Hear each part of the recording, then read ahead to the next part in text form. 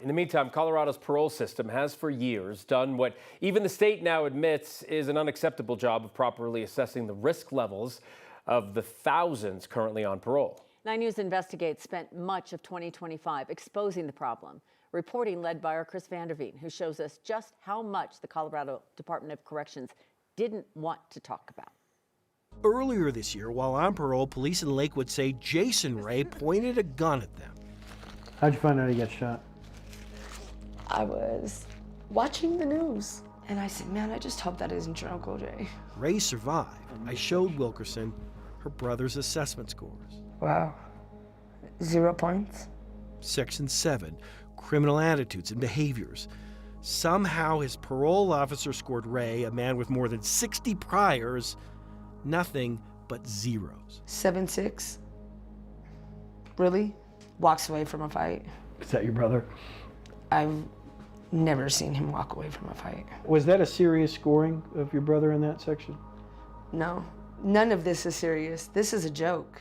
Colorado is not following best practices in many areas. Melissa Hamilton is a nationally known expert in the field of risk assessments. What I'm seeing, though, is a problem from the very beginning of Colorado's use of this system.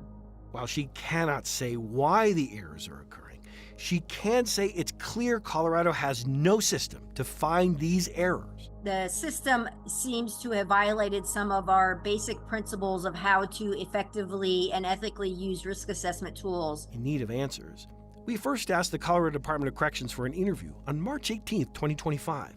We asked again on March 24th. That was denied the next day. April 3rd, another request, ignored. May 7th, another request, ignored again. May 20th, I wrote, can we expect a response? June 2nd, we're not interested. Hey, director. Hey, how are you? And that's why in November 2025, we came here, the Legislative Services Building, for a very rare public appearance for the head of Colorado's DOC, Andre Stansel. Hey, Director Stansel, Chris Vanderveen with 9 News. How are you? Good, man. Can we ask you a couple questions? Nah, not right now. Let me take care of this and maybe later. Made sense since he was here to talk to legislators about his budget. Is there a time we can ask you some questions? Can I finish this, man? This is kind Yeah, of how long will my it? focus right now. Okay. I don't know how long it's going to take. Well, we'll get you afterwards, okay? And so we waited. And so when the 2-hour meeting ended, we approached again.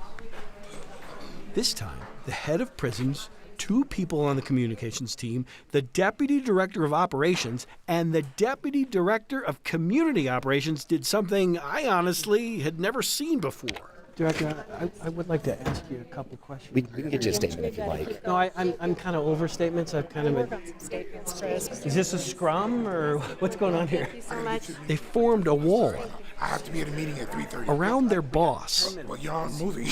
No one's moving. And for several minutes, they did everything they could.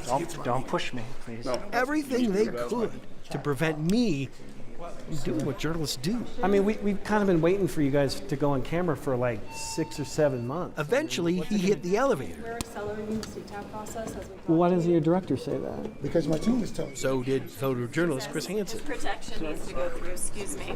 You can't block me from coming in. The head of prisons blocked my way. I'm sorry, there's just not enough room. Yeah, there's plenty of room right there. An awkward 3-story descent ensued. At the bottom, I got back to my questions. I would appreciate it if you didn't stand in my way. Eventually, I did get in a question that netted a response. Do families deserve a better explanation than this? Absolutely. What is the explanation? I am not in a position to give you that extra. That's why I'm a team member. You're the director of the Department of Corrections. You're right. So why can't you be in a position to answer that question? Because it's a very complex issue. That's an issue that takes multiple people to explain. That's why you met with the team. And that response led to this. You're inaccurately scoring your parole assessments. Isn't that a simple problem? One thing I want to say, I really appreciate you bringing the things to the attention that you have. Because you're absolutely right. There are some things that we're doing better. We are working on doing better. So what are you going to do to fix it? Well, as we stated, Chris, we're already working on that acceleration of the risk assessment. Less than an hour later, we received this statement. CDOC acknowledges the findings raised by 9 News. We take these findings seriously. It's a very different statement than what we got before. Back in April, Colorado DOC told us in writing it had a system in place to check on the assessment scores of its parolees. They thought that was effective. What seems clear now, if there was a system in place, which is very much in question, why didn't that system catch what we caught?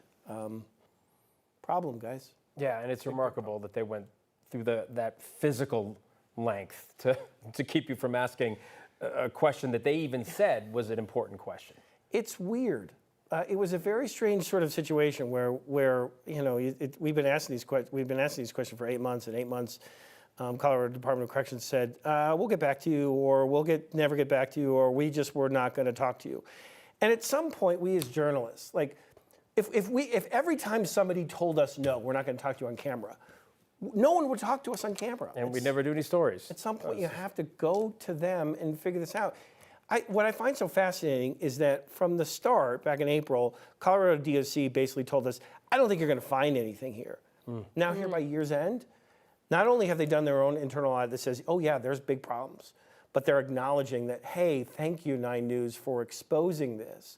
It's been a journey. I just wish that we could have asked some of these questions at the beginning. Have some transparency from the start. Yeah. Or that you wouldn't have to expose it. Sure. All right, Chris, thank you. You bet.